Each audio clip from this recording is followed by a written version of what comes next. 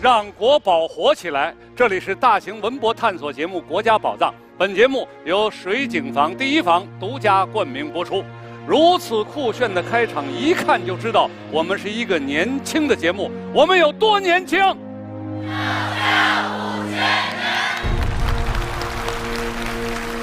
我是张国立，国家宝藏001号讲解员。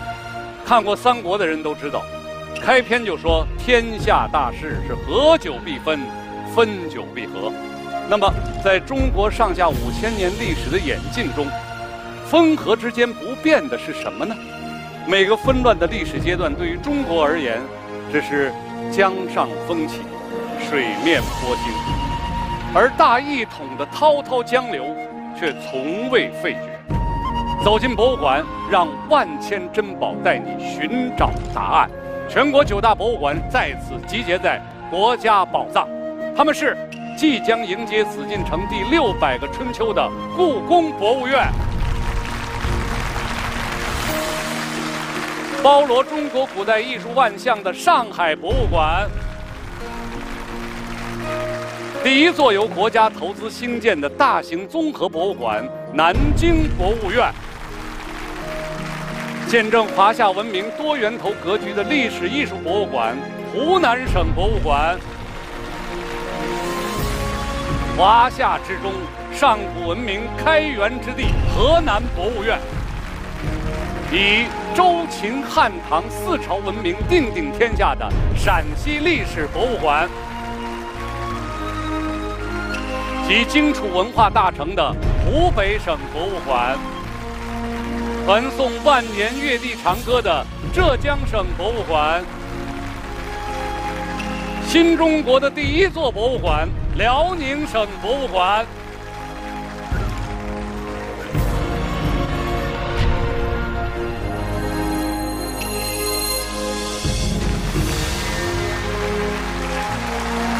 9大馆长首次联席坐镇，他们将打开守护多年的宝库大门。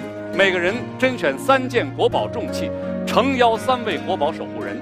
但每个博物馆只有1件国宝可以入驻故宫的国家宝藏特展。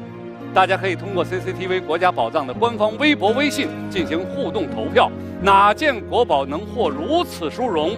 您的一票至关重要。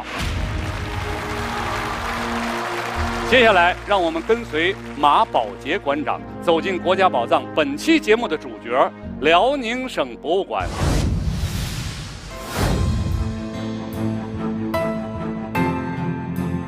这里是辽宁省博物馆，我是看门人马宝杰。它的前身东北博物馆是新中国由人民政权建立的第一座大型历史艺术博物馆。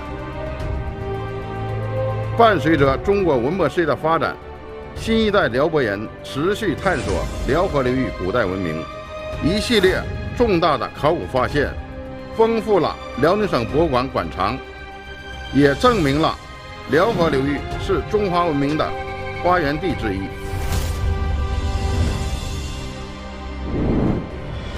玉猪龙，它是5000多年前红山先民尊崇的氏族图腾。龙生则腾跃于宇宙间，隐则潜伏于波涛内。辽宁省博物馆承载5000年辽河文明基因，它的历史命运从建立的那一刻开始，就注定了有龙一般传奇。辽宁省博物馆现有馆藏文物近12万件，在这里，历代文物汇聚一堂，多元文化永驻传承。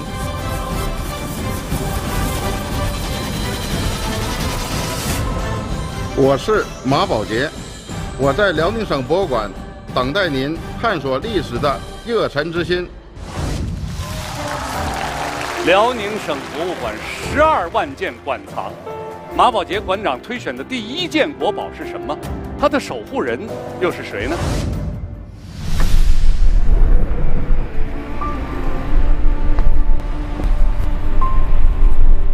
终于来到这个辽宁省博物馆了，现在感觉心情特别激动，因为马上就能够跟我将要守护的国宝叫《洛神赋图》要见面了。《洛神赋图》，我来了。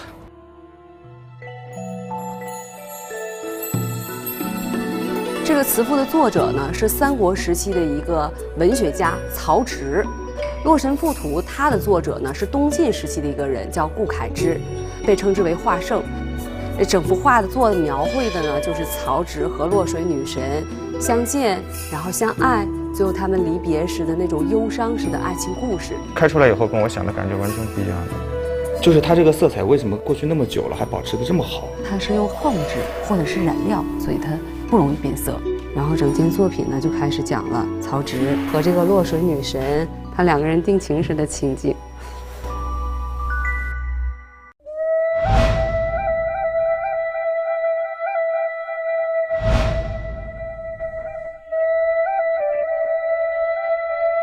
这个神最终还是要回到他自己的生活的地方嘛。后面洛神呢走了，所以曹植呢就非常的伤心，坐着船去追他，但是追来追去也没追上，他也是乘着马车也离去了，要离去了，但是他还是回头往这边看，是吧？对对，曾经的那个梦境。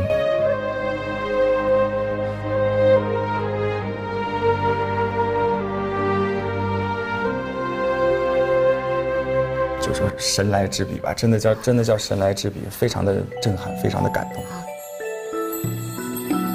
我是国宝《洛神赋图》的守护者陈晓，国家宝藏，我来了。有请国宝守护人陈晓。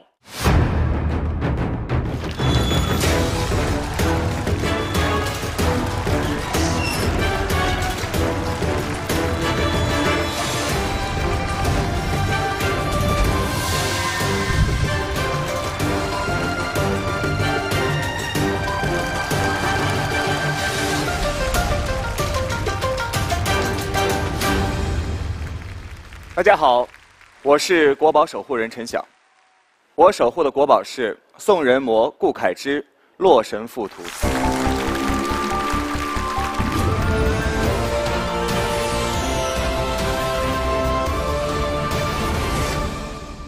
热门 IP 改编的现象其实自古就有，《洛神赋图》就是现存古代绘画中改自文学作品的画作，它是由东晋画圣顾恺之根据三国文学家曹植的《洛神赋》所绘制而成。画中人物优美动人，栩栩如生，演绎了一场惊世骇俗的凄美爱情。我是陈晓，我将带你走进宋人模顾恺之《洛神赋图》的前世传奇。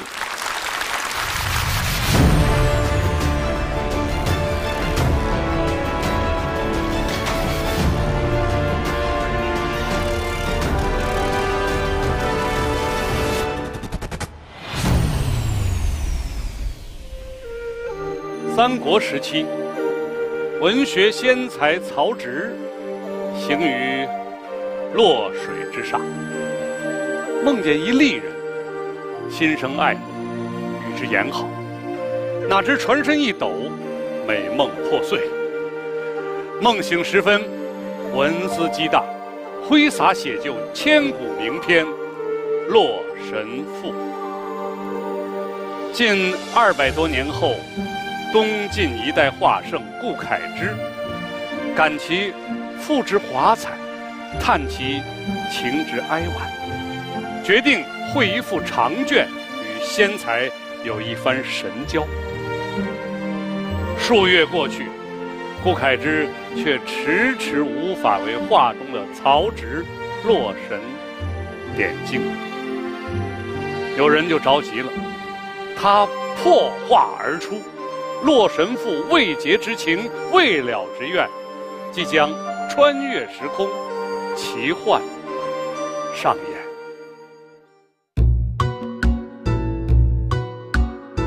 老爷，您说您这《洛神赋图》都画完3个月了，哎，这眼睛怎么还不点啊？大家伙可都等着呢。着什么急呀？这画画就跟吃甘蔗一样，得从不甜开始吃，慢慢甜。这样才能渐入佳境。哎呀，可您这都啃了3月了，这佳境在哪儿呢？你懂什么？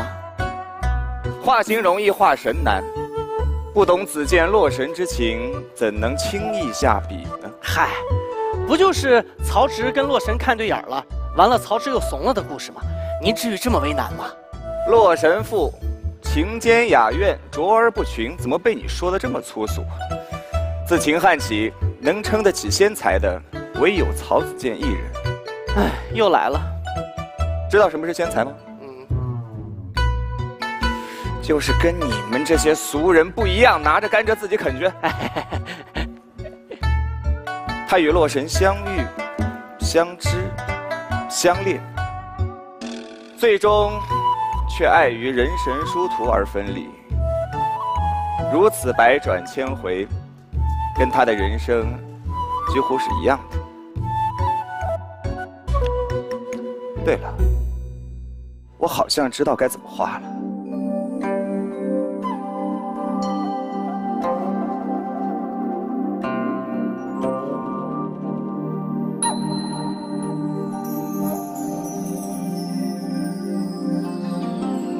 生来通透坦率，苦闷结叹而终。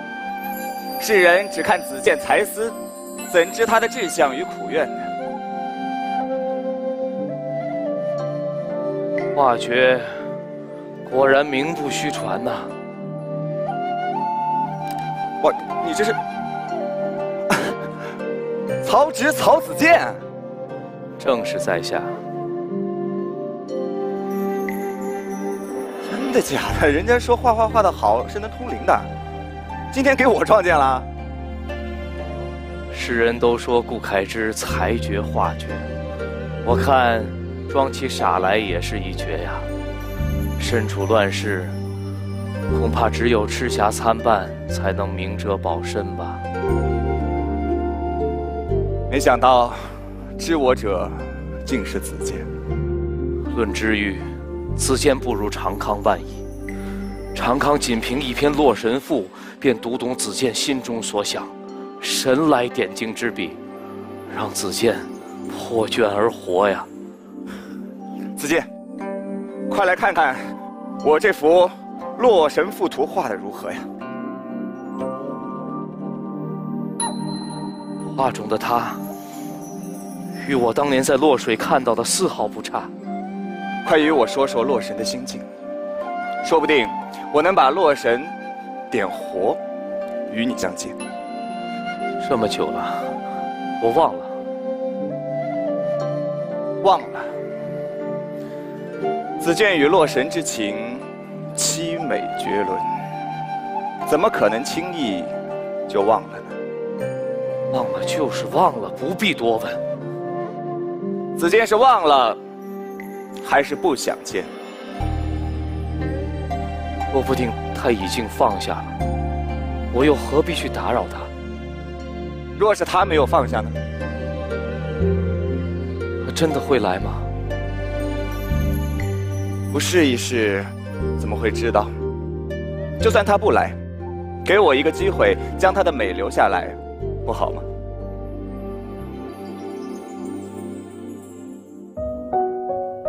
你可知思亲不见，难复黄泉啊！风拂寒川，落水边，惊鸿现，云月休烟。青丝未挽，明眸闪，遥相看，魂绕梦间。奈何流言，却不还离人怨。思亲不见，嗔痴醉眠。枕梦追旧年，笑浅。他初见时对着我笑，有2个甜甜的酒窝，我也对着他笑，我不敢说话，就拿出我的玉佩表明我的心意。他懂了，同样举起了他的玉。这里是私墓。然后呢？然后他很高兴，我知道他在等我。可后来，我知道你犹豫了，你碍于身份。他就那么远远地站着，什么话都没有说，没有怨恨，只有静得吓人的哀伤。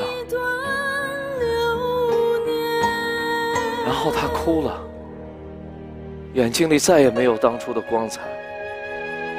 我没想到，那竟然是我们的最后一面。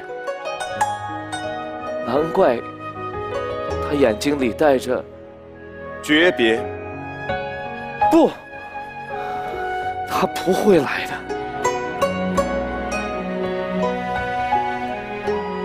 子健，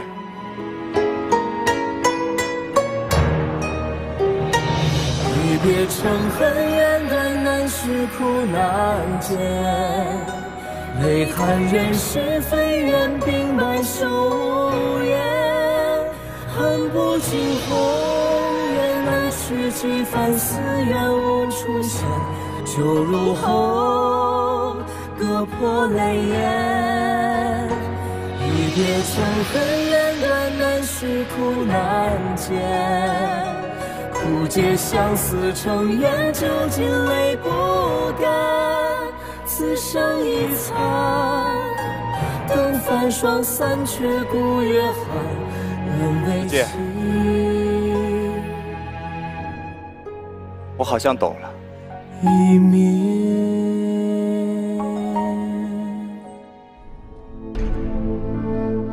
子健，子健，老爷，老爷。你跟谁说话呢？哟，画完了。嚯，老爷，这曹植的眼神画得太传神了，就跟活了一样。人生有八苦，生老病死，爱别离，恨长久。求不得，放不下。如今一见子健，才知道，最苦的便是这求不得，放不下。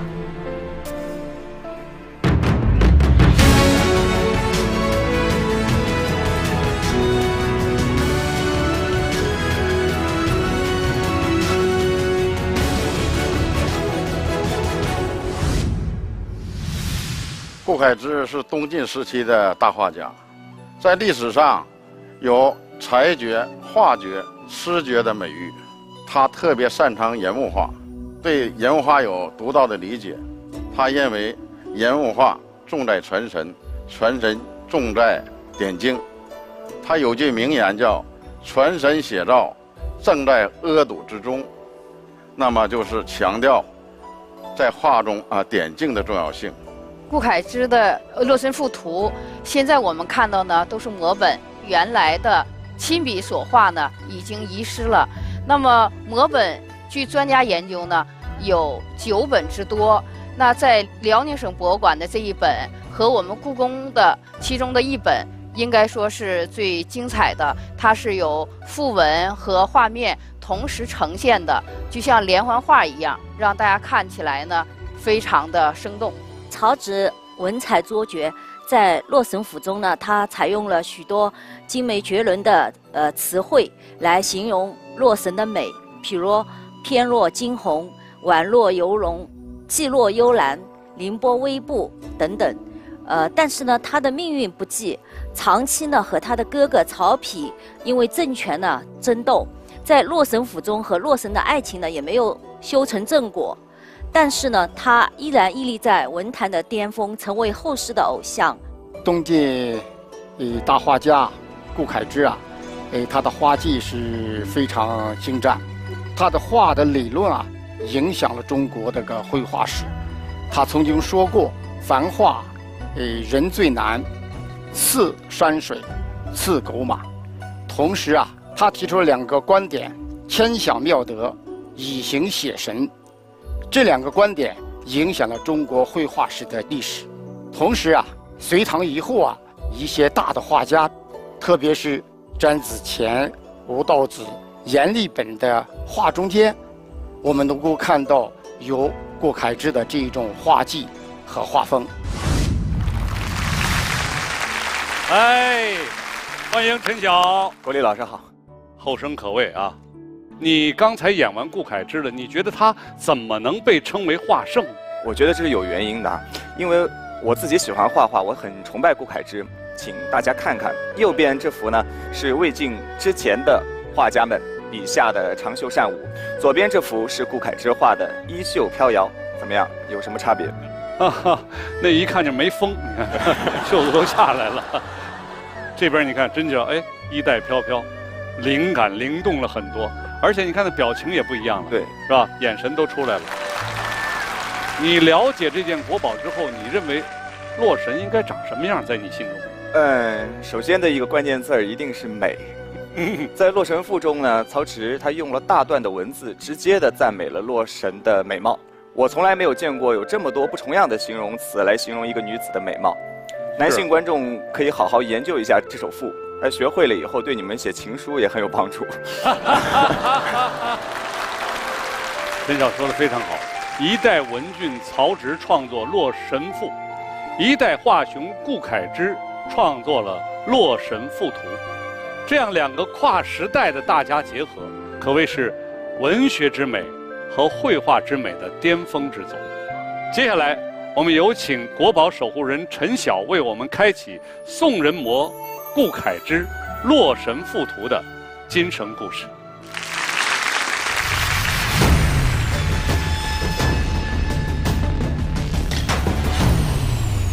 2000年前的洛水河畔，曹植和洛神凄美的爱情故事，穿越时间的长河，感动了顾恺之。2000年后，一个90后女孩提笔作画，用自己的方式重现了这幅《洛神赋图》。这幅和顾恺之有什么不同呢？我是90年代出生的小孩，我的童年感觉是在漫画和动画的包围中长大的。顾恺之是我在整个创作过程中绕不开的一位画家，同时更是我高山仰止般的偶像。我用了半年的时间去翻看其中的典故，从一幅《洛神赋图》到《山海经》、庄子、道朴子，再到中国千年文化，它为我打开了一个完全崭新的视野。当这套绘本被选送到国外参加各个展览的时候，外国的朋友会觉得这看起来是一个很时尚的、很现当代的一部绘本作品啊，但是他们又能够从中读到非常古老的、神秘的东方的韵味。这是我的绘本版《洛神赋》，希望大家能够喜欢。有请宋人模顾恺之《洛神赋图》的今生故事讲述人叶露莹。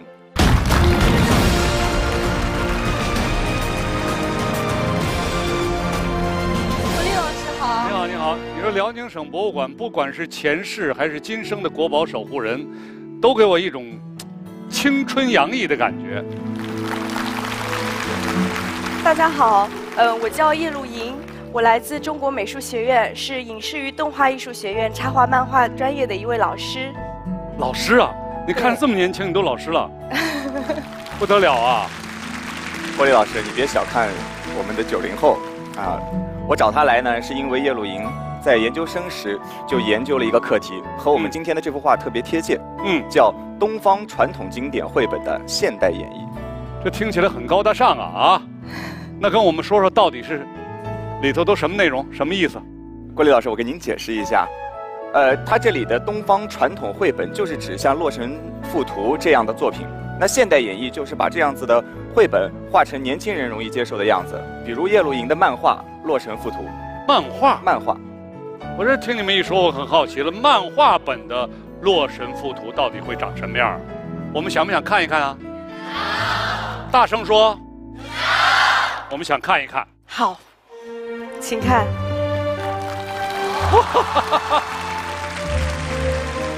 这颜色真是太好了，真是。这是一个洛神跟曹植在分别的时候，从此人神两隔的一个场景。再跟大家介绍一下，就是为什么在这么多的中国传统画中，偏偏选择了《洛神赋图》这幅。我当时想选择《洛神赋》这个题材呢，是因为我有一段时间心情很低落，就我觉得是那种有理想而不达的那种心境。我那时候在想，哇，这和曹植当时的心情可能是有一些相似的。然后这个故事，当时就深深地打动了我。我觉得他对洛神的美啊，对我们中国古典故事的那种诠释啊，其实都做得淋漓尽致了。那好，那你告诉我，在你这幅图上有哪些地方借鉴了顾恺之的《洛神赋图》？我当时也是思考了很久，怎么样画才能够真正的传达出我们中国自己的东方意味。我当时在想，也许是我们自己的中国画呢，有一个以线造型的一个非常强的一个特征，包括我们的山水啊、花鸟啊、人物画都离不开这个以线造型。对，顾恺之他自己的线，有一种被形容成春蚕吐丝的高古游丝的描画法。就是我们可以看到它的线条运用的非常的流畅，行云流水一般，而且它居然能够单纯的用线条就区别出了水纹和衣褶之间的区别，能够区别出其中的质感。是。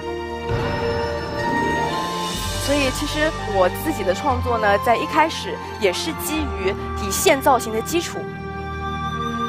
我上次在辽博看这部《洛神赋图》的时候啊，特地观察了一下，我们中国传统绘本和普通的漫画很不一样。顾恺之呢是用山作为情节跟情节之间的隔断，自然过渡。对，就是我们举个简单的例子，就像是我们小时候看的小人书、连环画，我们把它一页一页撕下来，把它们拼在一起，然后呢，我们把那个方方的框去掉，用山和水和空间来代替这个框框在这张画面中的地位。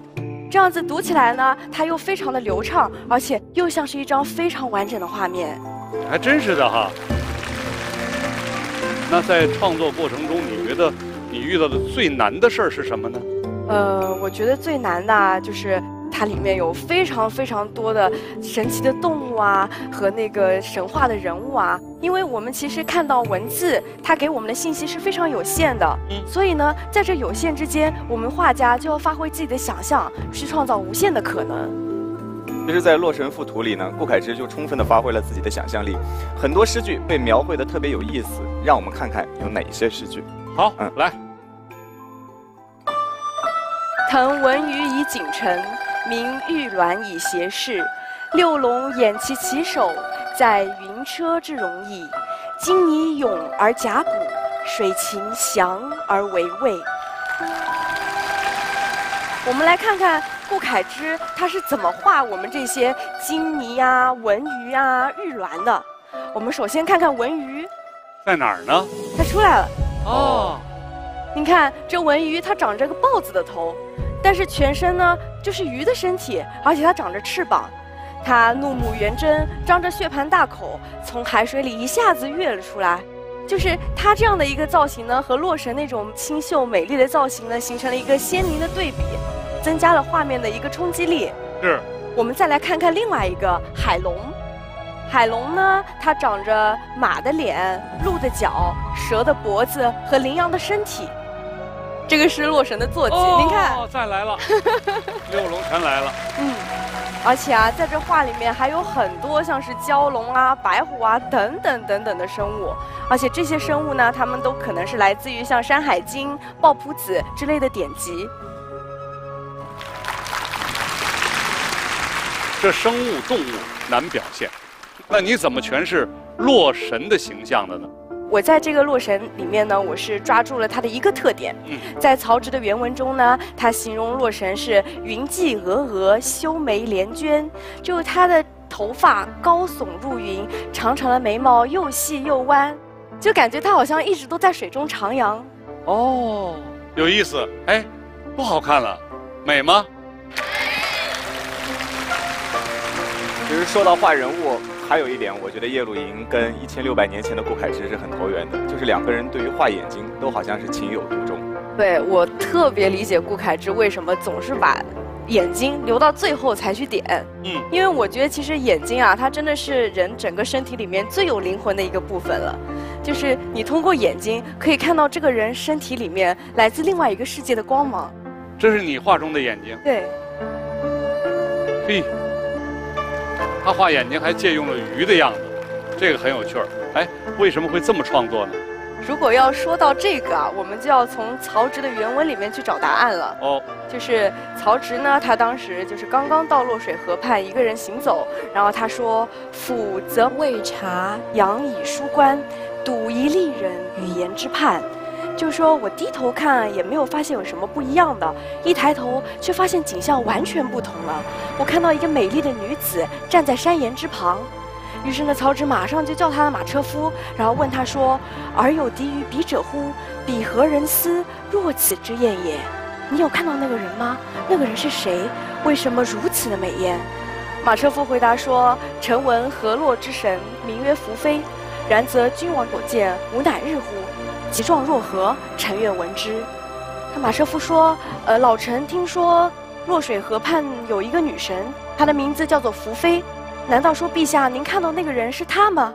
她长什么样？您给我描述描述。”这里就可见马车夫他其实是看不到洛神的。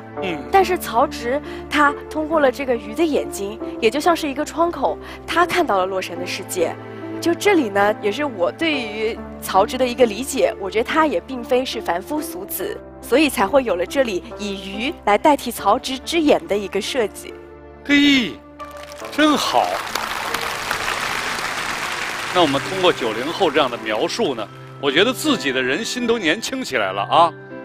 画完这样一幅画以后，你呢？你有什么心得？其实我在创作《洛神赋》之前，我有出国学习过很长一段时间。就是我一离开我自己非常熟悉的赖以生存的环境以后，我才慢慢的找到我自己真正的归属。而且我现在也在读很多很多的古籍，我觉得这真是一个取之不尽、用之不竭的宝藏，就是它可以滋养我整个的创作生涯。谢谢你。你刚才不但给我们讲了《洛神赋》的画的很多故事，你还给我们讲了一个年轻人需要多读古书，需要多从古代文学中了解和汲取营养的一个事实。如果今天在场的年轻观众，你们回去能找《洛神赋》来读一遍，这期节目你们就没白来。《洛神赋》它代表了中国古代画家的创作高度，也代表了我们传统文化的强大基因。希望越来越多和叶露营一样的年轻人能从传统文化中发现新的价值，创造新的时代艺术高峰。谢谢陈晓，谢谢叶露营为我们带来宋人模顾恺之《洛神赋图》的前世与今生。下面将为你们颁发国宝守护人印信，并请二位宣读守护誓言。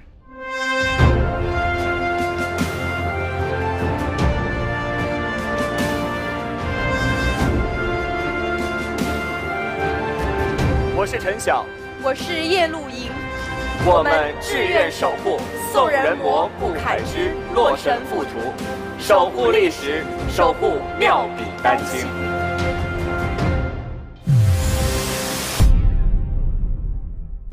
让国宝活起来！这里是大型文博探索节目《国家宝藏》，本节目由水景坊第一房独家冠名播出。辽宁省博物馆12万件馆藏，马宝杰馆长推选的第2件国宝是什么？它的守护人又是谁？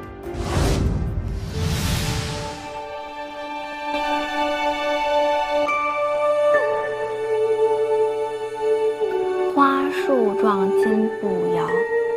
要是能带上这个，那就没谁了。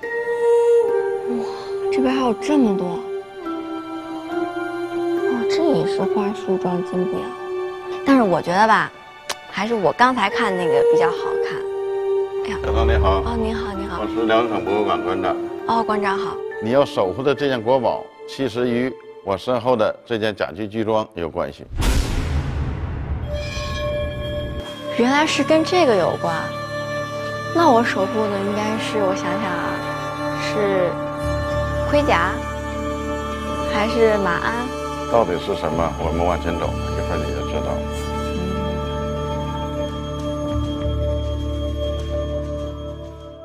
你要守护的这件国宝就在这个柜里，就是这一副鎏金木心马镫。哦，怪不得您刚才说跟那个甲级巨装有关系，原来是它。这幅马镫啊，是出自于枫树浮木，那么是我们现在能够发现的最早的一副双马镫的实物，它是由木芯构成的。这个木芯是由一整根的木条来围成的，那么表面又用铜片进行包裹，进行固定。我们的马镫通过考证也是从我们中国传入到西方，整个影响了欧洲的骑兵战士。可我还是不太明白，我为什么要守护它呢？在我们北方的草原呢，当时是经常有战争，那么战争都是通过骑兵有完整的甲具来出战，没有马镫是没法迎战的。小小的马镫背后居然藏了一个那么大的秘密，怪不得我要守护它。这件国宝背后的秘密究竟是什么呢？请随我一起去探究吧。我是鎏金木心马镫的守护者关晓彤，国家宝藏我来了。有请国宝守护人关晓彤。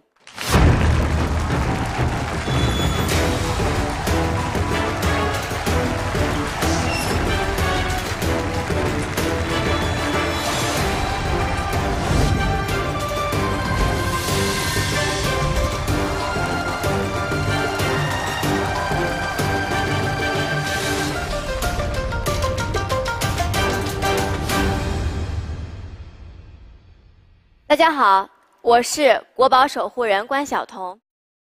在我介绍我要守护的国宝之前呢，先为大家介绍一个我们人类的朋友。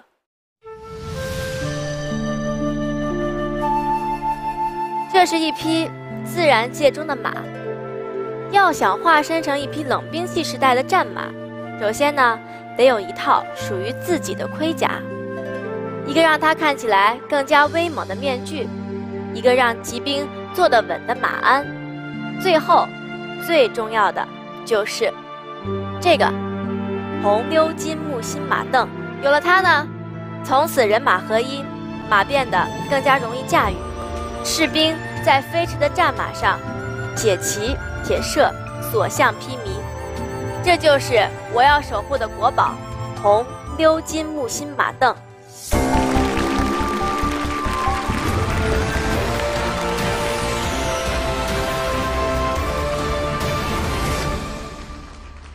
这幅全世界最早的双马镫实物出土于北燕冯素浮墓，它最早为中国所发明，4世纪初期只有一个，悬于马腹左侧，到了5世纪呢，发展为2个，看起来就像是现在人很常见的一种上马工具，但对于它的影响背后却藏着一个惊天的秘密。它曾改变了中国骑兵史，甚至影响了欧洲骑兵的未来。只有极少的发明像它这样简单，却在历史上产生了巨大的催化影响。我是关晓彤，我将带你进入铜鎏金木心马镫的前世传奇。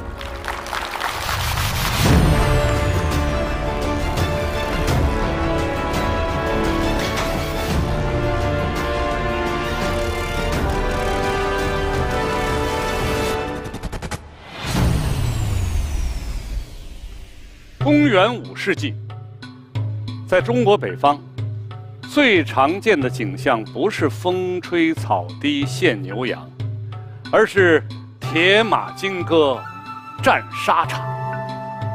424年，北魏都城圣乐，也就是今天的呼和浩特附近的格林格尔，陷入了柔然族6万铁骑的整整5重包围之中，兵困马乏。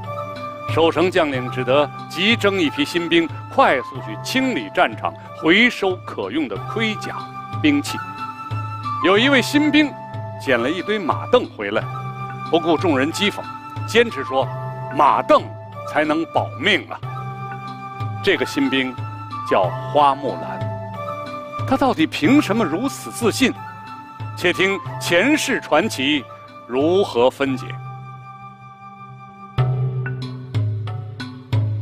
完了！咱们这么点人能打得过人家吗？不都得死日不可！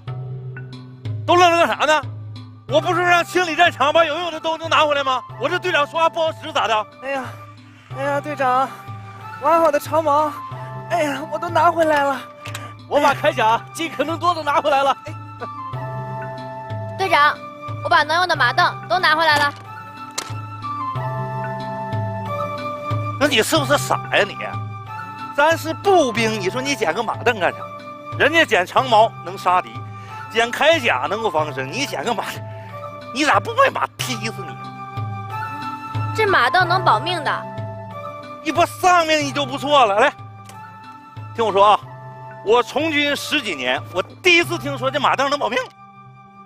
柔然人善骑，双方交战主要在马上，要想刺得准，还要骑得稳。你稳啥稳呢？你看小样，你站你都站不稳。哎呀，上马你都费劲呢，还刺得准，骑得稳呢。我行不行？试试就知道了。是啥事啊？本队长公务在身呢，上边待着。报告队长，将军有令，我军骑兵队损失过半，命队长立刻组建新的骑兵队。建新的骑兵队？那咱哪还有备用军了？啊，你看看，就是这些伤兵和一个没长脑的新兵了，这不行啊，没人儿。形势紧迫，将军他在战场上等着您呢。等着我呢？我知道，其实我现在应该跟将军一起并肩在战场上奋勇杀敌，对不？但是我公务太多了，我既要训练新兵，又要照顾伤兵，还要准备粮草，我恐难分身呢。我将军没说让您去，他让您抓紧点兵。哎呦，吓死我了！我明白将军的意思了。那个都听我说啊，将军说了要组建新的骑兵队，会骑马的优先。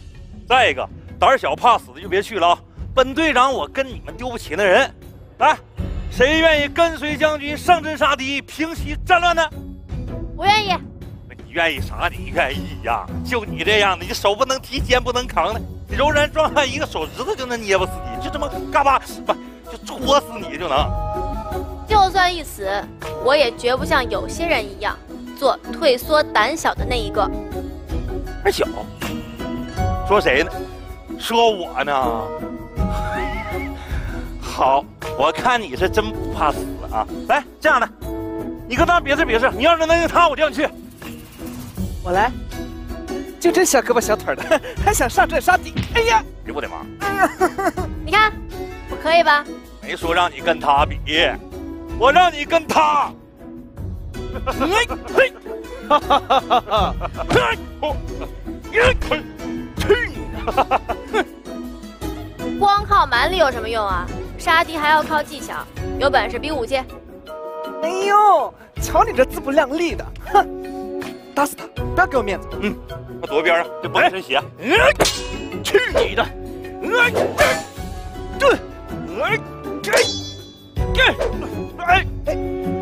玩那玩意儿，你说你？我说我行吧，还是得靠技巧。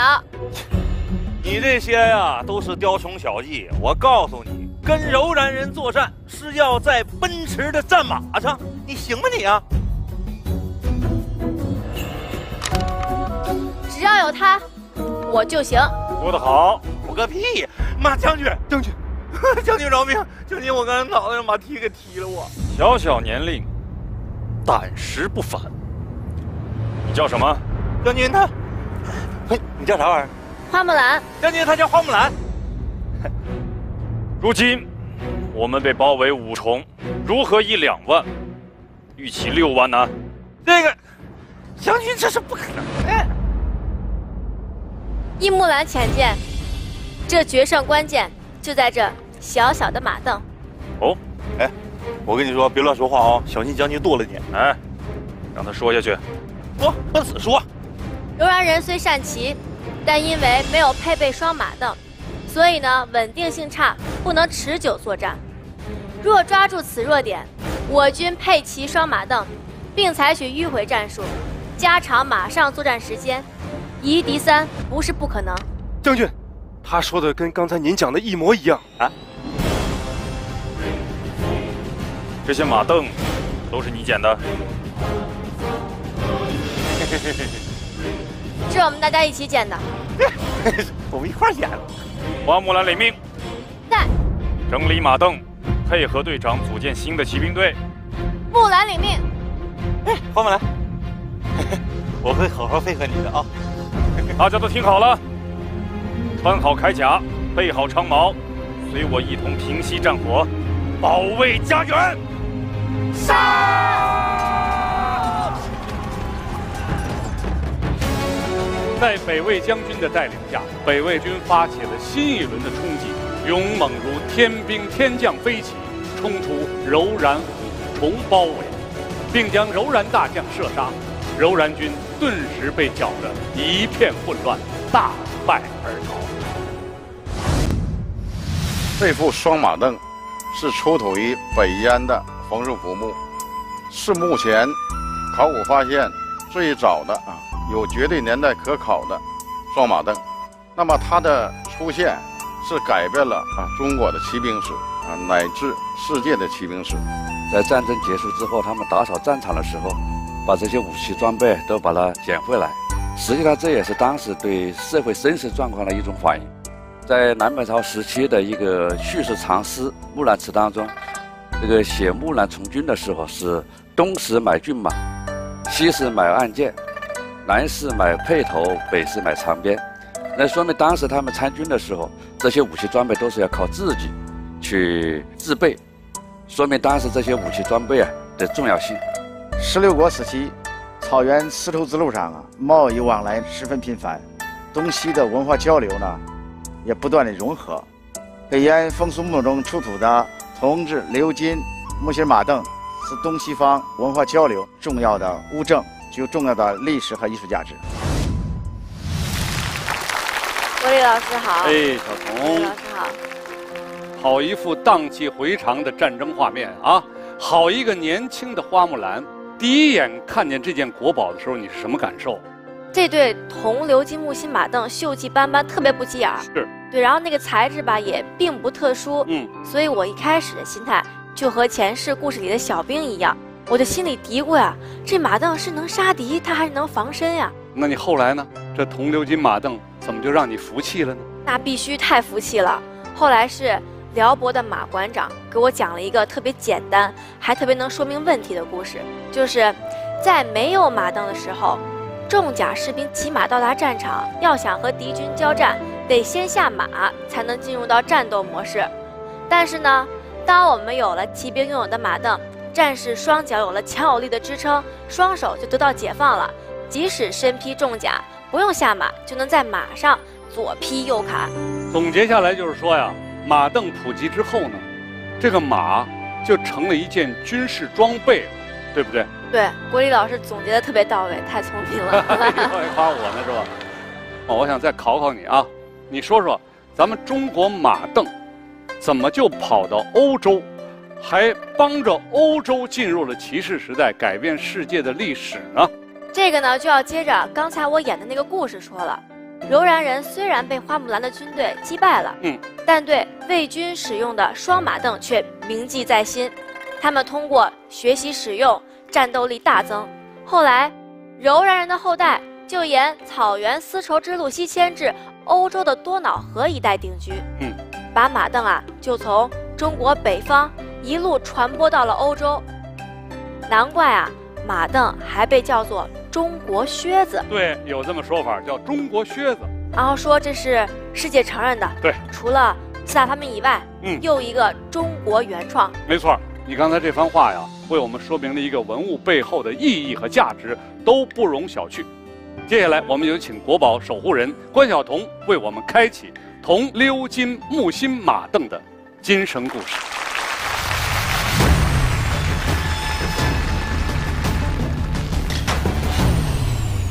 这副铜鎏金木心马镫，从南北朝中国骑兵的赫赫武功中走出，与当时历史互相融合，促进了欧洲的骑士时代，又催生了16世纪的英国马术运动。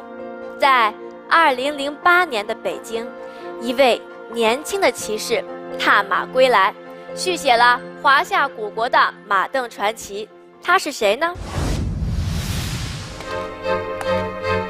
他和马镫一样，根在中国，并从这里出发。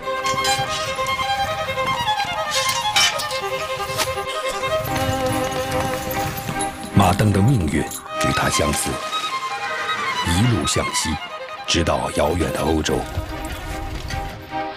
千年来，人与马镫的关系不断变化。但他从出生到现在，初心从未改变。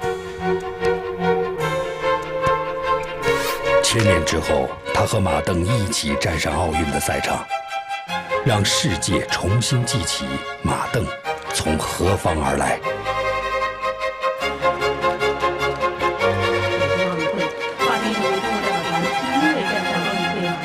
这是奥运会历史上中国马术运动员首次创纪前八。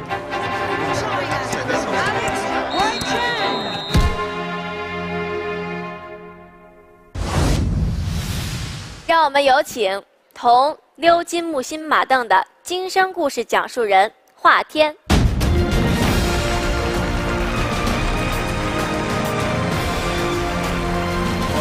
你好，你好，我是中国马术3项赛骑手华天。那你是中国籍吗？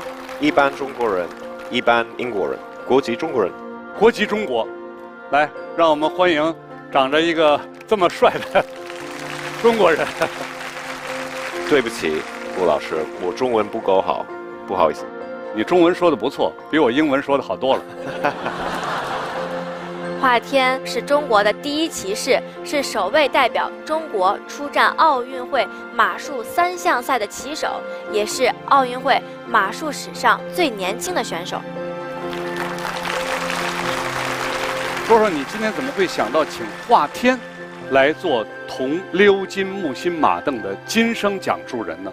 我第一次看到铜鎏金木心马镫的时候呢，了解他的前世传奇以后，这一瞬间啊，我就想到了中国的第一位参加奥运会马术比赛的骑手华天，因为我记得呢，华天有一匹马，就叫花木兰。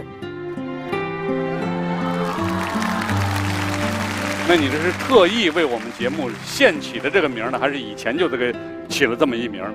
Growing up in China, my father's Chinese, and I grew up with all of these Chinese stories and Chinese myths, and Hua Mulan was one of those really important stories that I grew up with. Mulan actually was, I've ridden many horses, and Mulan was actually the horse I was closest to in my relationship. 除了花木兰呢，我听说啊，你的马还有一些更炫酷的名字，那你能给我们介绍一下吗？ Absolutely. So I had lots of wonderful horses, and they've all have really great Chinese names. So, of course, my first horse was Sun Wukong, who I think we maybe have a picture. Here we go, Sun Wukong. So this was my first horse. And of course, I have some other horses. So the horse I rode at the Beijing Olympic Games was called Wu Song. I think this is maybe a picture of Wu Song. And then also, of course, who can forget Qianlong? 这还了得！这要是在大清朝，你敢把马叫乾隆，推出去斩了，是不是？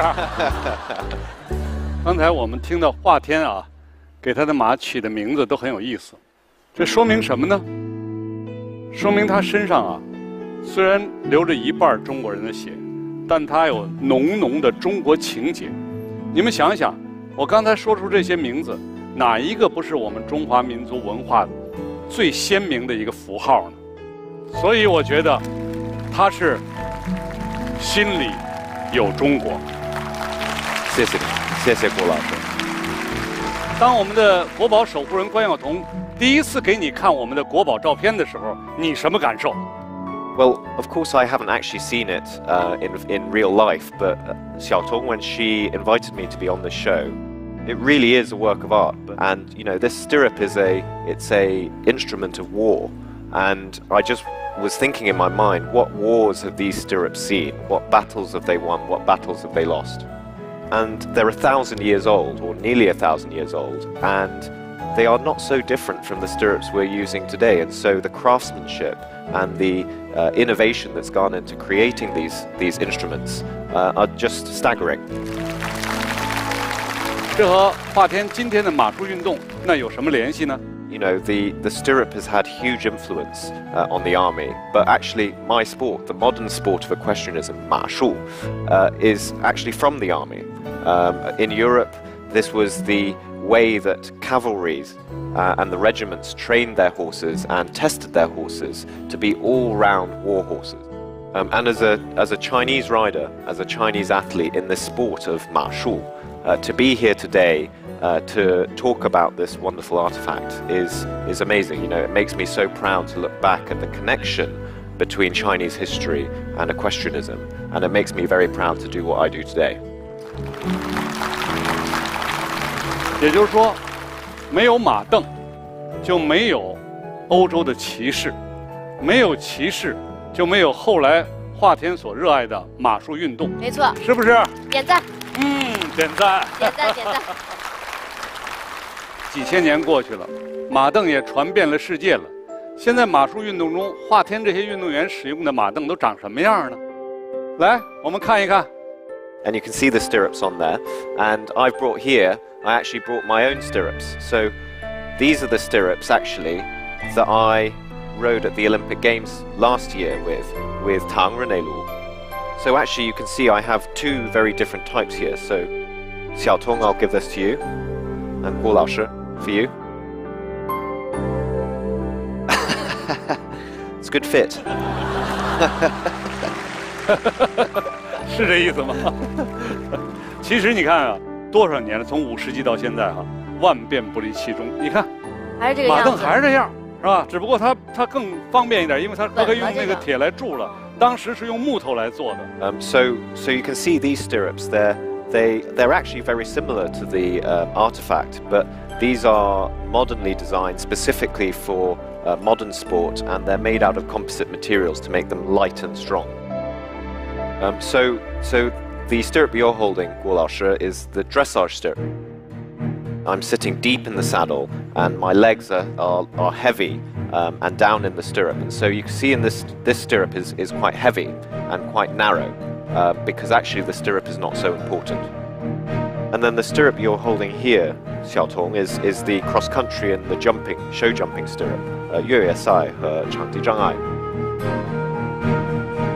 Yue Sai, I'm standing up in the stirrups, and so this stirrup here, the foot tread where I stand is wider, which means that I have more grip and I have more balance to stand up in the stirrups and jump over the fences. 通过这个华天给我们这段解释，让我们看出了不同的比赛中要使用不同的马镫。但不管怎么变化，其实都可以看出现代马镫可能在材质上进行了一些改进，但是大体的形状和1000年以前的并没有太大的变化。这又再次证明了咱们的老祖宗发明的东西在当今的传承。我们知道，08年对于华天来说是意义非凡，他选择回国加入中国国籍，披上中国红，代表中国的骑士精神，为中国而战。能和我们说说为什么当时做了这样决定吗？ I grew up in China. My father is Chinese, so I was born Chinese. You know, it happened that I grew up on a British passport. But for me, I identify myself as Chinese. And actually, standing here in this studio with this audience in Beijing, you know, my British half of me, I feel stands out.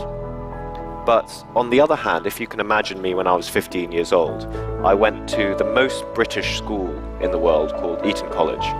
And when I was there 15 years old, my Chinese half felt very strong. And so for me, when I chose to ride for China, I actually chose to ride when I was 15, not when I was 18 for the Olympics. And so for me, that decision was very natural. It was very obvious, and it's a decision that I've been very happy and comfortable with since. 这孩子真懂事儿，15岁就懂得报效国家了。 So for me, standing in the studio, looking at these beautiful artifacts, the stirrups, being my half Chinese side is so proud of the invention, and my half British Western side can really understand the global significance of these stirrups. Yes, it was invented in China, but it went from China, went around the rest of the world, and China made this enormous contribution and this of huge cultural and military significance. 说得好。而且呢，我还要再介绍另外一点，就是华天在代表中国参与国际比赛之外，还一直在中国做着马术推广的公益活动。他希望呢，能帮助人们更好地理解马术文化，就像当年双马镫传到欧洲，创造了骑士时代一样。我相信马术这项运动也能慢慢地在中国发展壮大，创造出属于中国的传奇。 Absolutely, and I have to thank Xiao Tong for inviting me to be here today, because for me, I look at these stirrups and I see the history and the heritage of equestrianism here in China. But what's so exciting is that it is coming back so quickly. It is returning. And for me today, competing for China at the Olympic Games, it's so exciting, and I'm so proud to be able to be part of reintroducing modern equestrian culture to China.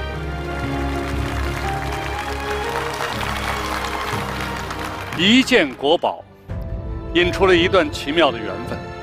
前世传奇里，小童演绎的花木兰，描绘了马镫是如何由中国起源，在血雨腥风、成王败寇的战争风云中，由草原丝路向欧洲输出。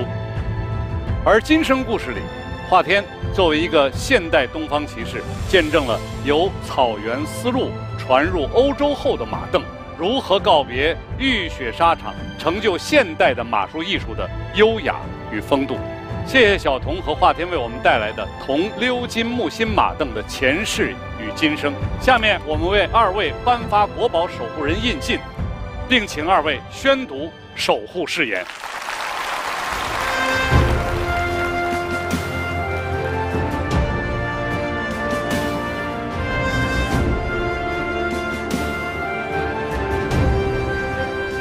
我是关晓彤，我是华天，我们志愿守护同鎏金木心马镫，守护历史，守护丝路传奇。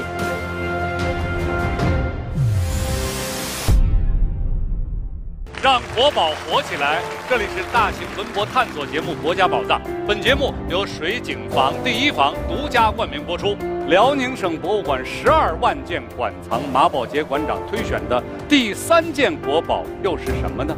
它的守护人又是谁？它是一卷名人法帖，名字叫做《万岁通天帖》。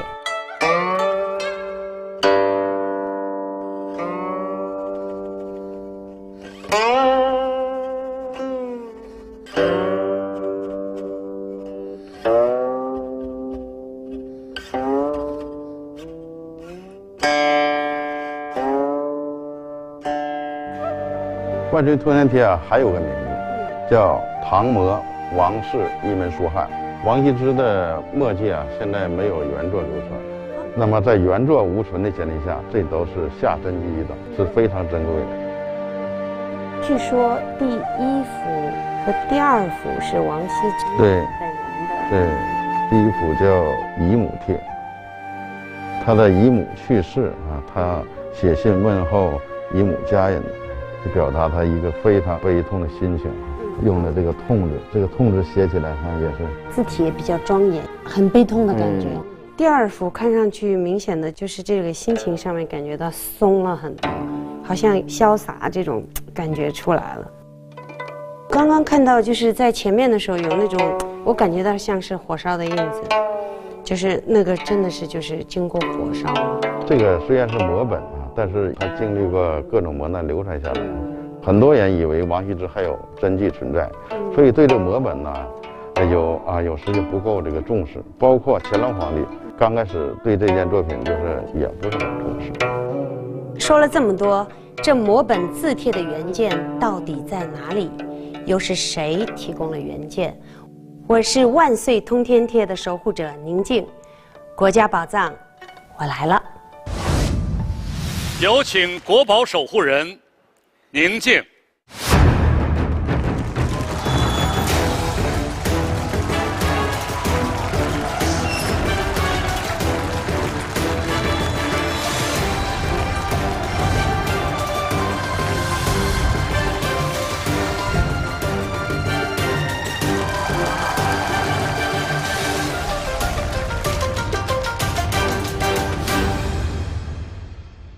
大家好，我是国宝守护人宁静，我守护的国宝是万岁通天帖。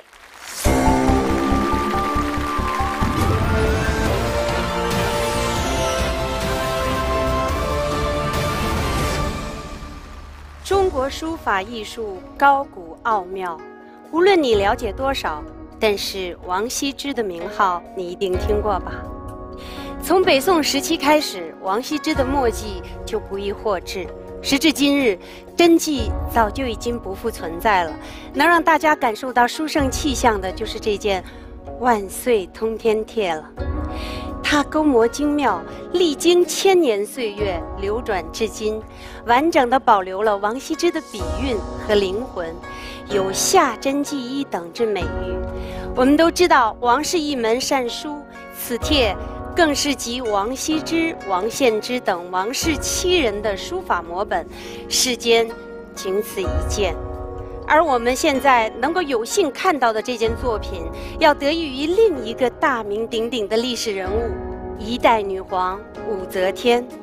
我是宁静，请跟我一起进入万岁通天帖的前世传奇。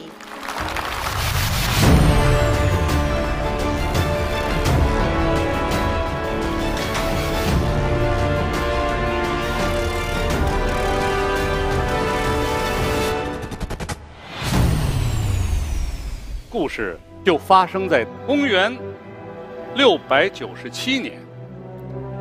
那时武则天从大唐的皇后变成为大周国的皇帝，已经有7年了。她从当朝宰相王方庆手里得到了王羲之、王献之等王氏一门书法真迹，甚是喜爱，常邀大臣一起赏帖。身为王羲之第11代后人的王方庆，献出了祖传的法帖之后，内心又一直忐忑不安。同朝为官的狄仁杰察觉到他的苦楚，经过一番商量，两人决定要把王氏一门的10卷墨迹珍宝请回王家书阁。武则天能让他们得偿所愿吗？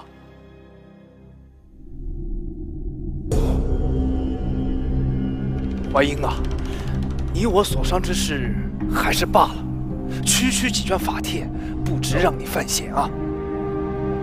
难道王大人偷留了几卷，没有把全部真迹献给陛下？淮英，莫戏弄我，人言可畏呀。王大人，那就听我的，咱俩今天好好配合，一定把帖请回王家书阁。请狄大人、王大人上殿。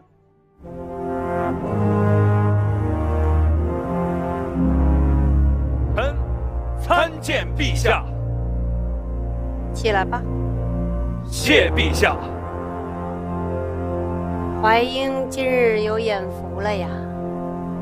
方庆献的字帖朕实在是喜爱，尤其是书圣王羲之的字，跃然鲜活，名不虚传。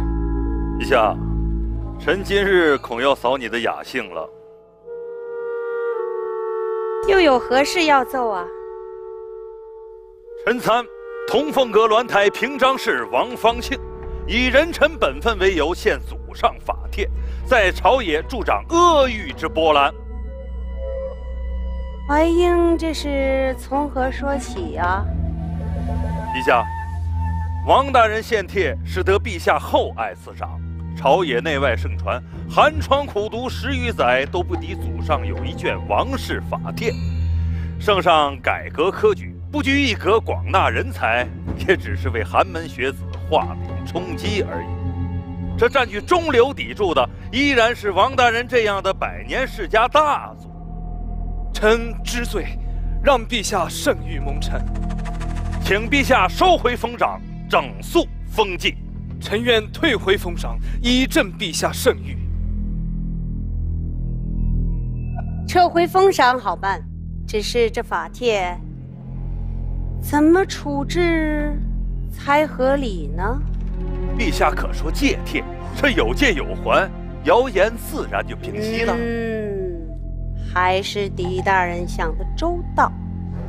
但若真如怀英所言，朝野内外民怨沸腾，仅仅撤回封赏，退还法帖，就有些不痒不痛，不明不白呀，恐难以平复民怨，更别提还琅琊王氏300年清誉啊，是吧，王大人？此番风波皆由臣思虑不周引起，只要能保陛下和我琅琊王氏清誉，臣甘愿受罚。也有借有还，人有赏就得有罚，该怎么罚呢？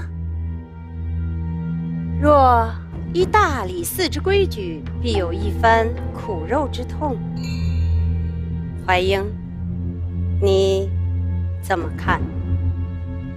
陛下，臣只是朕自得这法帖，谣言就不息不止啊。有人说，王氏一门法帖之于朕，就如同书圣名篇《兰亭序》之于太宗皇帝。方庆，在，你怎么看？臣，这……好了，你们哥俩商量。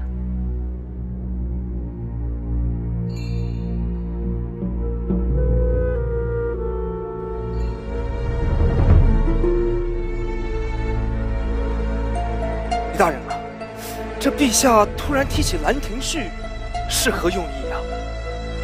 王大人没有领会陛下的意思。《兰亭序》，天下法书第1帖，被太宗皇帝独享，最终带入陵墓，惹得后世是褒贬不一。陛下此时提起，你我若是回，两者不可比。陛下必定不会重蹈太宗皇帝的覆辙。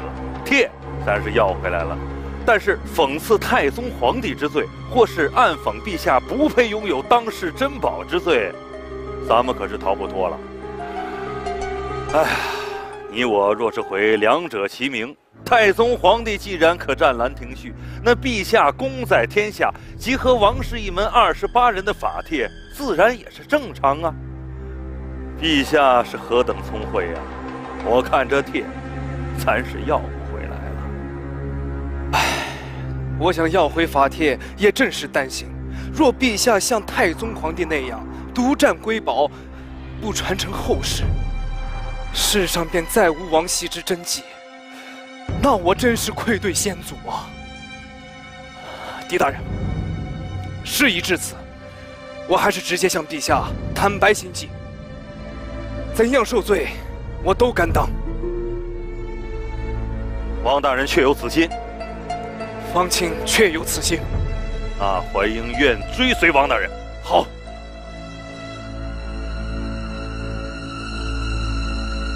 陛下，臣愿交付大理寺，换法帖归还其主，保陛下圣誉。臣愿随王大人一同受罪。二位大人想好了？想好了。好一番慷慨风骨啊！朕得着法帖，你们就这般委屈不甘吗？方庆，臣在。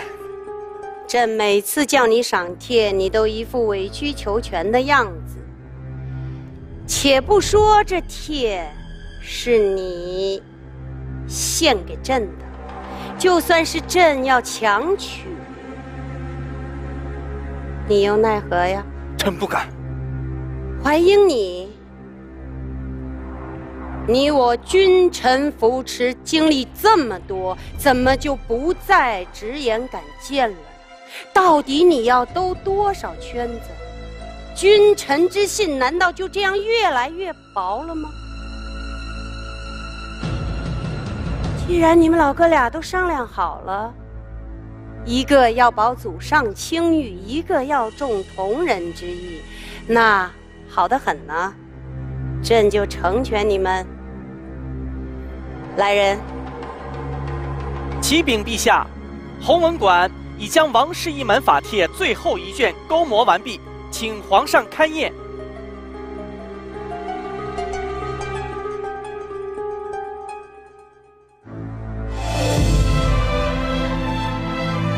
竟然没有误摹之笔，就连原作纸边破损处也都勾摹分毫不差呀！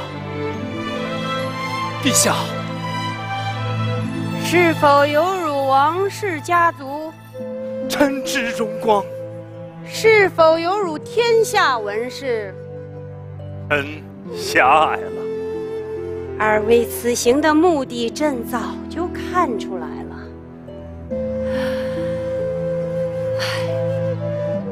其实，朕就是想看看琅琊王氏100年的风骨是否还在。怀英，你替朕解忧之中之针是否还在？书圣先贤100年不散的神采气韵，它不应该只属于朕，应该属于天下文士百姓。朕得帖那一日，便特招弘文馆技艺最高的工匠，用上等的黄蜡纸双钩填墨，以求流传呀。臣愚钝。来人呐！在。将原帖归还王大人。是。谢陛下。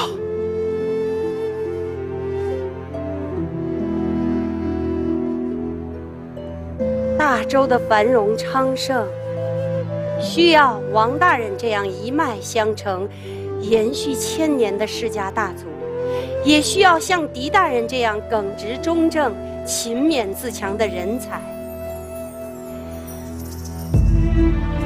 朕不可能万岁，终究归于一时一土。沧海桑田，能延绵不息、薪火相传的，还是这中华文脉啊！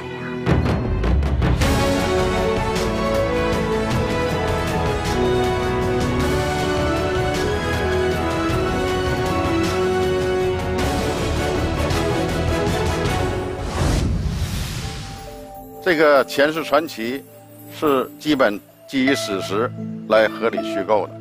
故事的来源是《新旧唐书》对王皇庆献帖的记载。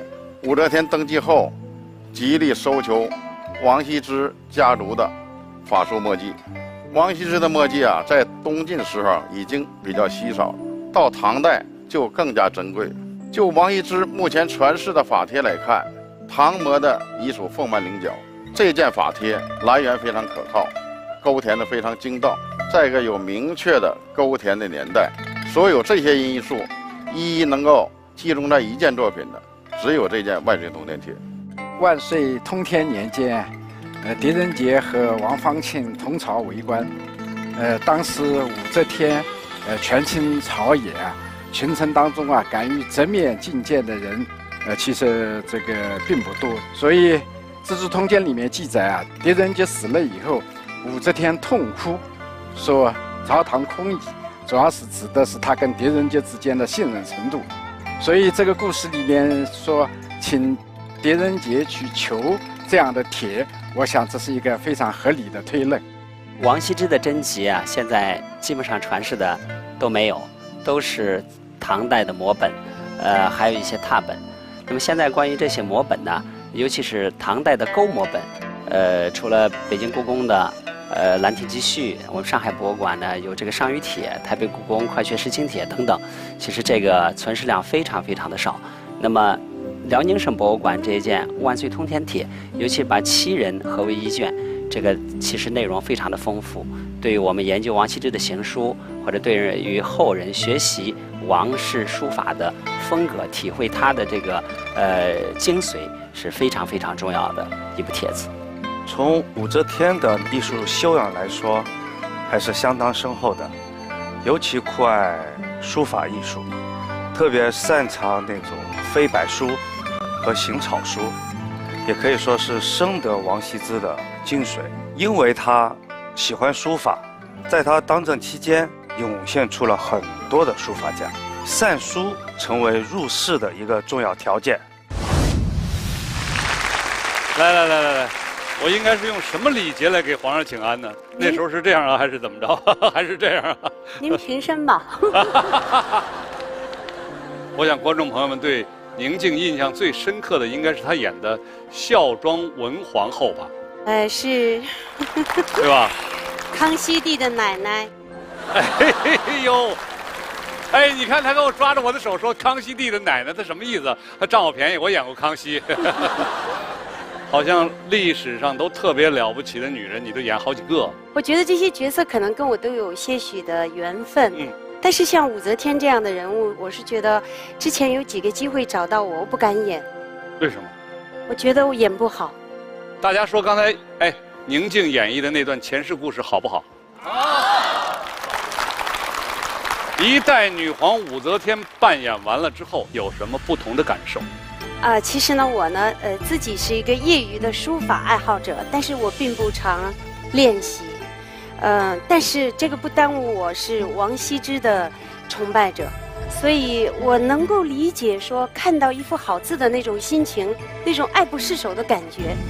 武则天当时面对的是真正的王羲之的他的真迹，我觉得那个心情应该是很澎湃的。对，其实明明他可以以帝王的权威去占有这个字帖，但是他却没有夺人所爱。我觉得他真的是很了不起。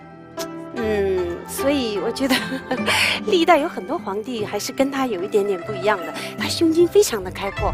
另外就是包括比好多男同志，他也是胸襟开阔的。这半天说这么多话，我作为一个演过男皇上的，你说我这心情作何感想？你刚才说的时候，我想，如果他当时要是给留下来了，那说不定我们现在看的就不是这个临摹的了呢。但是因为当时他背负了很多的这个，怎么说呢？就是大家不理解他，觉得他就是想把这个《万岁通天帖》想占为己有。那又怎样？普天之下莫非王土，我要一个帖有什么不可以呢？来呀，把这东西搁到朕的书房去啊！得了，是。朕的书房是可以搁的，但是你知道吗？王方庆他是很害怕说武则天会像，就是太宗皇帝那样，就是把《兰亭序》带到坟墓里去了，所以他特别怕这东西就没有了。哎呀，可以给后世留下一个临摹的《万岁通天帖》，为中华文化的流传立下一个汗马功劳，这就是一代女皇武则天对中国书法的一个贡献。其实当时我在亲眼目睹这件古物的细节的时候，我的心情其实不仅仅只是特别激动。首先是因为它是很忠实的临摹，对，就忠实到甚至可以勾磨出原作的那个缺损。哎呦，然后时间当然也赋予了它独特的印记，上面还有唐代到清代的收藏的记录，有岳珂、文征明这样的名家的题跋，然后有2次火烧的痕迹。他就像是一位经历丰富的老者，缓缓的，好像要向我诉说什么。我想，这一定是神形兼备的临摹功力和种种历史的机缘，共同造就了万岁通天帖的传世价值。说得好，我们的每一件国宝都记录着文化流传中的千年沧桑，每一件国宝背后都讲述着一段动人的传奇的故事。这些故事从未随着时间而逝去，从过去一直讲述到今天。接下来，我们有请国宝守护人宁静为我们开启《万岁通天帖》的今生故事。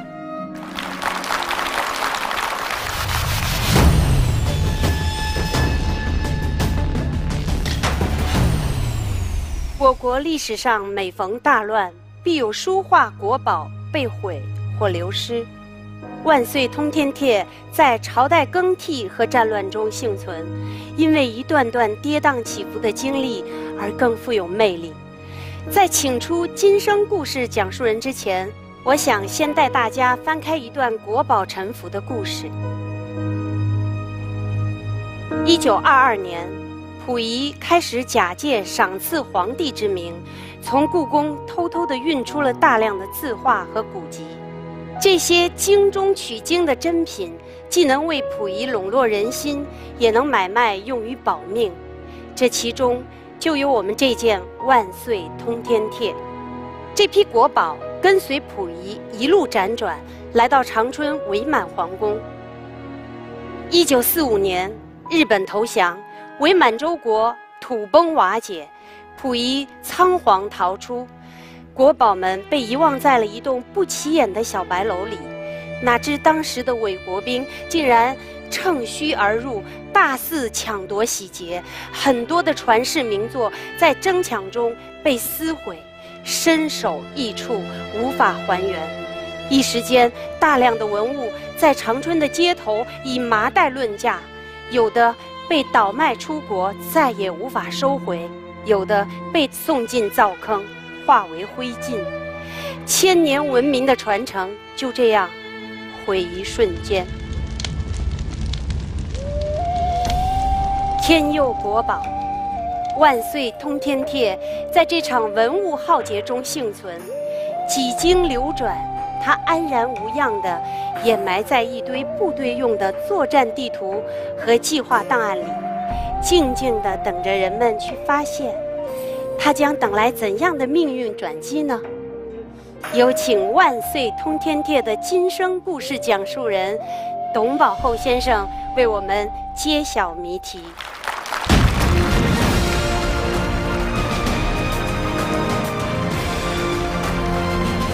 大家好，我叫董宝厚，来自辽宁省博物馆，从事书画策展、鉴定和研究工作。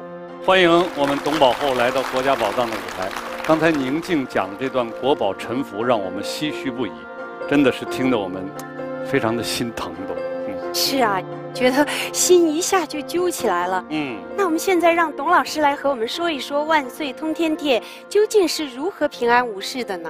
在1954年啊，时任沈阳军区副政委的周环同志啊，在军事地图和档案中发现了万岁通天帖，他呢将万岁通天帖转交到当时还叫做东北博物馆的辽宁省博物馆收藏至今。今天呢，我带来了一个特别的卡片，这个卡片呢填写于1954年的9月25号，记录了万岁通天帖上的很多重要的信息。它呀可以说相当于万岁通天帖的第一个户籍本、身份证。哎呀，那赶紧给我们大家看一看来。唐摹万岁通天帖，时代是唐。这个是石册的尺寸，这个尺寸呢就相当于我们的身高和体重。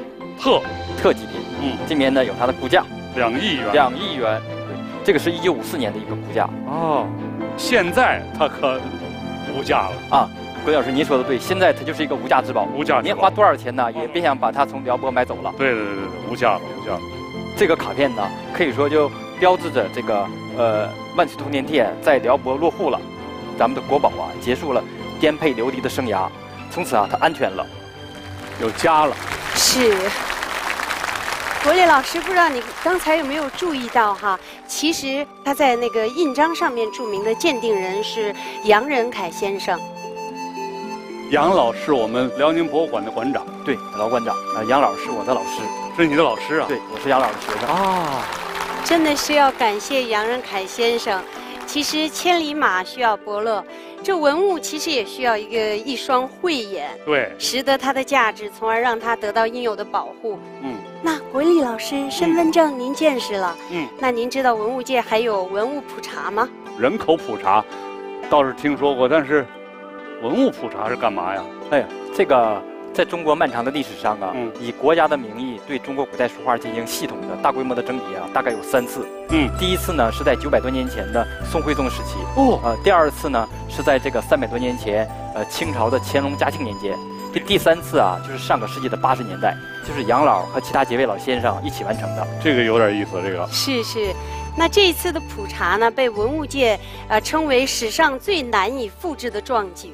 我们呢要通过一段短片来看一看当时的状况。1983年6月，文化部文物局经中共中央宣传部批准，正式成立中国古代书画鉴定组。这是一群至今无人超越的书画鉴定大师。当时的专家组平均年龄超过66岁，他们用自己的双脚踏遍中国的每个角落。历时8年，跨越25个省市自治区，走进208个书画收藏单位，每天平均鉴定120件作品，为61596件文物证明。谢志柳、齐公、徐邦达、杨仁凯、刘久安、傅熹年、谢晨生，中国古代书画巡回鉴定组，鉴千古书画，证中华文脉。这个视频呢，看完之后感触特别深啊。杨老从69岁鉴定到了76岁，这8年呢，杨老付出了太多的辛酸。他的一个眼睛几近失明，另外一个眼睛也是高度的近视。正因为如此啊，杨老总是戏称自己叫做独具慧眼，幽默。每次啊，我到杨老家呢，总是能看到杨老啊，他伏在书案上，额头啊几乎碰到案子了，用高倍的放大镜鉴定书画看论文，特别的让人心酸。虽然我们有画面啊，但是我们还是可以想象一下，70多岁高龄，一只眼睛几乎失明了，而另一只又是高度的近视，还坚持写下了60本的鉴定笔记。这个鉴定笔记大约有240多万字，哎呀，相当于啊一代这个鉴定宗师啊给我们后人留下的一套宝贵的百科全书。那我们应该向杨老这样的老一代的鉴定家致敬，感谢这位古代书画鉴定界的一代宗师为我们奉献的百科全书。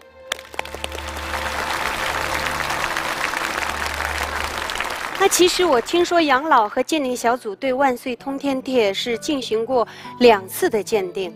这个杨老的鉴定记录的原字是这样的：唐摹万岁通天帖卷，指异木物，硬黄，双钩而有浓淡，难得。岳科文征明、董其昌拔指出，非明首周少卿莫属，象子常物。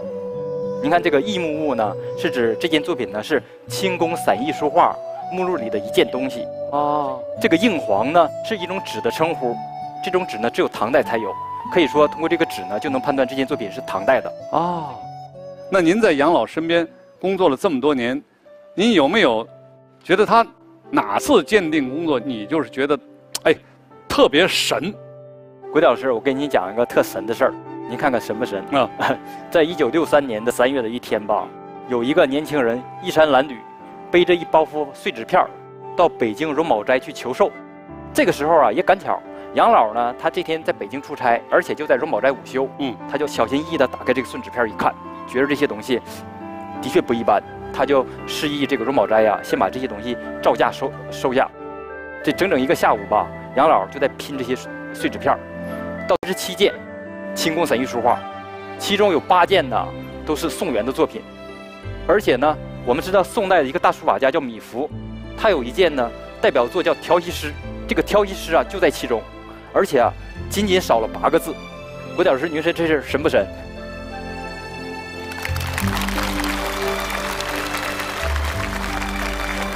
我听傻了，有点。而且啊，这个事儿还有下文呢。第2年这个小伙又来了。而且呢，这个小伙啊留了一个假的地址和一个假的名字。杨老一直想和这个人联系不上。经过多年的追查，到最后终于知道这个人是谁了，也知道这些碎纸片是如何沉浮的，背后还有一个这个小伙的母亲是怎么守护的。我给您卖个关子，欲知后事如何，请看《国宝成福录》第8章。哎呀，真是有意思！你说杨老这功夫得有多深呢？啊，董老师，杨老有没有把这些鉴定的诀窍和窍门都教授给你？你是不是也都学到了？哎呀，国典老师，说起这事来特别惭愧。我刚开始入门向杨老学鉴定的时候啊，我曾经跟杨老请教过，我说杨老，您是这个鉴定界的权威，您在鉴定上有没有什么诀窍？点拨我。杨老听了之后可以说大发雷霆。哎呀，十分严肃地把我痛骂了一顿。杨老说，这个鉴定找诀窍是行不通的，年轻人做学问就不能走捷径，你这个人生态度是不行的，你这个思想也是有问题的。当时啊，我就觉得自己好像犯罪了一样，背后全是冷汗。就是10多年后啊，说这个事儿，我现在还是心有余悸的。一句至理名言。是。其实，在今天辽宁省博物馆，他们所有的工作人员，不管是做什么样的工作，他们都把自己当成杨仁凯先生的弟子，是因为他们共同继承了杨老的一个心愿，就是好好的保管这些存留下来的文物，让国宝在他们的手里不再沉浮。说得好，让国宝不再沉浮，是我们博物馆的历史使命。是所有文博工作者的信仰。那这件国宝可以说是9大博物馆推荐文物中为数不多的书法作品，可以说是万里挑一。其实现在大家越来越多的使用电脑啊、手机啊，年轻一代好像对书写的兴趣是越来越小了。那您认为这对传承中国书法艺术会有什么影响？中国书法吧是特别奇妙的一个东西。您看，全世界所有的国家都在写字儿，唯独中国呀把它发展成艺术了。我认为书法艺术是不会消亡的，为什么呢？您看宁静老师看到了王羲之的字，1300多年了，他还是特别的激动，特别的心潮澎湃，这是为什么？我想啊，书法和我们的黑头发、黄皮肤一样啊，它都是我们文化基因的一部分。当我们需要书法艺术的时候，其他的东西不能替代。我坚信着，我们对书法艺术的热爱呀，会一代一代的传承下去。我们有始终致力于寻找散失国宝的有志之士，也有杨仁凯先生这样求真务实、治学严谨的国宝鉴定者，更有我们的博物馆文博工作者世世代代的守护。就是这样的一群一群的人，留给后人伟大的遗产，让我们在当今逝去感受并继承最博大精深的中国文化。让我们再一次感谢宁静，感谢董宝厚先生。我们将为2位颁发国宝守护人印信，并请2位宣读守护誓言。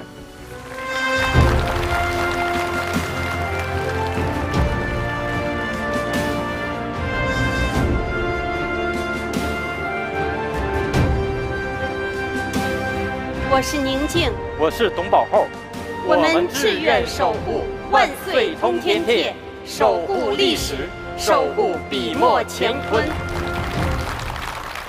3件国宝的前世传奇、今生故事已经全部讲完了。现在我001号讲解员终于可以公布一个答案，那就是到底为什么辽宁省博物馆马宝杰馆长会为大家推荐这3件文物入围国家宝藏的特展甄选呢？辽宁省博物馆的3件文物为我们展现了中华民族瑰丽的艺术文脉和具有北方民族特色的生机活力。宋元模顾恺之《洛神赋图》融合了我国古代文学史和绘画史上两位巨匠曹植和顾恺之的艺术精华。铜鎏金、木心马镫是中国军事技术改革对世界文明的重要贡献。唐摹王羲之一门书汉鉴，上承魏晋书法精华，下启唐宋书法高峰，承载着华夏文明周虽旧邦、齐命维新的坚韧和隽永。三件文物充分体现了古代中国多民族、多元文化融合的图景。正是由于这样的交流，才组成今天多民族大家庭，为我们的国家发展提供生生不息的动力。谢谢马馆长。辽宁省博物馆甄选的3件国宝，到底最后哪一件文物能够入主国家宝藏特展，还要看电视机前的各位观众朋友们的选择。我们下个博物馆再见。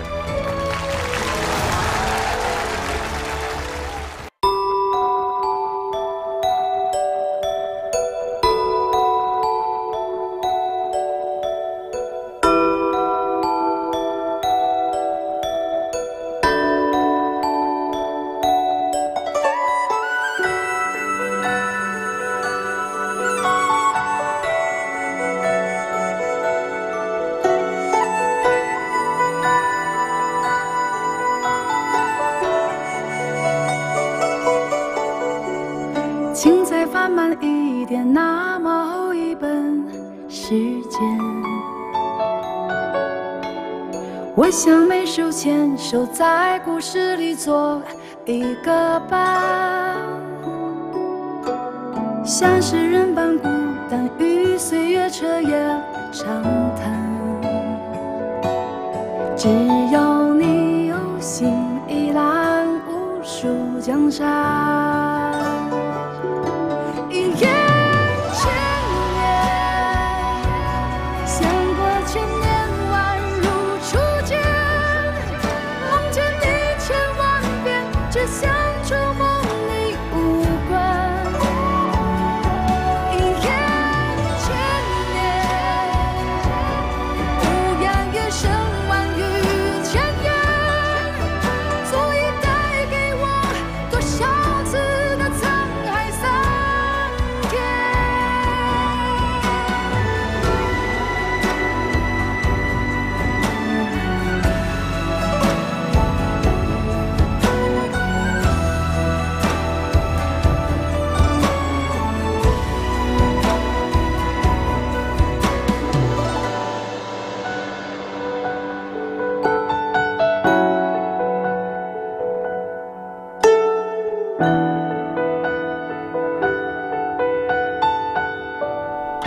感谢新浪娱乐、新浪新闻客户端、腾讯新闻对本节目的支持。